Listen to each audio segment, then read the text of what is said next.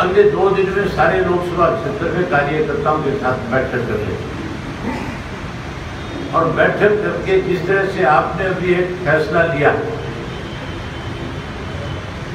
कि चौटाला साहब जिसको भी प्रत्याशी बना करके भेजेंगे, हम सब मिलकर के उसको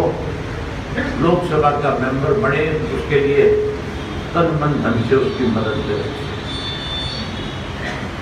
आपकी जो भावनाएं हैं, आपके जो सुझाव थे कि चुनाव में इस बात को लेकर के भी हमें जल्दबाजी नहीं करनी चाहिए, हमें जातीय समीकरण नहीं देखने चाहिए, कौन सी पार्टी किसको अपना प्रत्याशी बना रही है, इस बात को भी ध्यान में रखना चाहिए। जो बातें आपने कही है, अगले 2 दिन के बाद पार्टी के सीनियर नेताओं के साथ हम चौटाला साहब से मिलेंगे और चौटाला साहब से मिलकर के आपकी भावनाएं चौटाला साहब तक पहुंचाएंगे।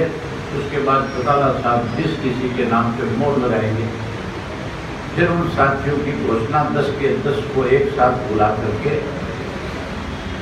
चाहे चंडीगढ़ में चाहे आपके दिल्ली में, एक पत्रकार सम्मेलन के माध्यम से पूरे प्रदेश के लोगों को इस बात की जानकारी दें। जहां तक कांग्रेस और बीजेपी का सवाल है, अभी मेरे कुछ साथी इस बात को लेकर के भी चर्चा कर रहे थे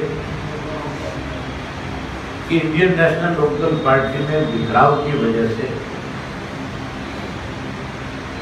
कहीं कमजोरी कुछ साथी महसूस कर रहे हैं। बड़ी हैरानी की बात है, ये जो लोग हमारे साथ थे, जो हमें छोड़कर के अलग हुए, आप ये मान करके चलो, अगर ये आपके हितैषी होते,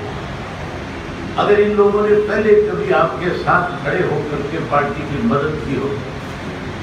जिन्होंने कभी संघर्ष किया होता है,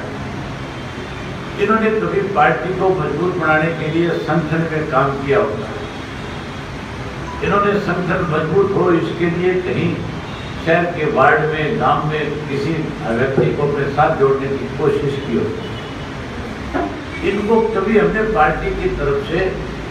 मेंबरशिप के लिए अगर फार्म पकड़ा दिए तो इन्होंने फार्म को भी नहीं किया। ये तो वो लोग थे जो केवल भाषण देने आते थे, आपके मंच से भाषण देते थे और भाषण देने के बाद ये लोग फिर कार्यकर्ताओं के बीच खड़े होकर के पार्टी की कोई ना कोई कमियां और खामियां निकालते थे, उनको भी गुमराह करने का काम करते हैं। अगर चौधरी ओम प्रकाश चौटाला को 2 दिन पहले जेल में बंद ना करते तो सरकार 100% आपकी बढ़नी थी। उसके बावजूद भी हमने 20 सीट यहाँ पे जीत करके विपक्ष के अंदर सबसे बड़ी जगह बनाने का काम किया। आज जिस बात को लेकर के चर्चा करते हैं कि हमारे बीच से कुछ लोग छोड़ करके चले गए, उसकी वजह से कहीं कमजोरी महसूस कर रहे, हमारे साथ ऐसा बहुत दफा हुआ। अगर आपके पास ताकत ना होती, अगर आपके बिखराव के बाद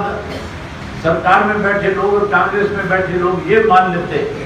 कि अब इंडियन नेशनल लोकदल पार्टी का कुछ नहीं बनने वाला, उन लोगों की एक राजनीतिक सोच थी कि इनको पहले किसी तरीके से अलग अलग कर दिया जाए। उनको इस बात का भी अंदाजा है कि अलग करने के बाद जो अलग हुआ खड़ा है वो राजनीतिक अतिस्तंभ में कभी खड़ा नहीं हो सकता। राजनीति में तो इस प्रदेश के मुख्यमंत्री के पदों पे भी रहे, जिन लोगों का प्रदेश में वजूद था, उन लोगों ने भी अपनी अलग अलग राजनीतिक पार्टियां इस प्रदेश में बढ़ाई। पार्टी बनाना और पार्टी चलाना, संगठन खड़ा करना और संगठन को आगे बढ़ाना, ये हर आदमी के बलबूते की बात नहीं है। आज भी जहां आपकी पार्टी को कुछ लोगों को अलग निकाल दिया, उसके बाद एक सोचने की बात है हमारी, आज भी कांग्रेस और भाजपा के लोग हैं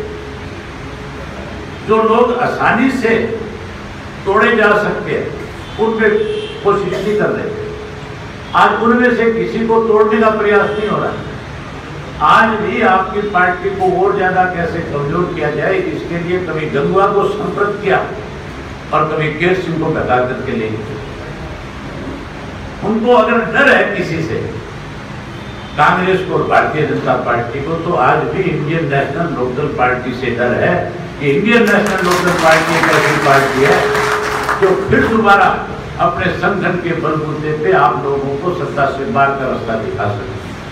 सब्सक्राइब करें और साइड में दी घंटी को भी दबाएं ताकि आप तक हर समाचार पहुंच सके।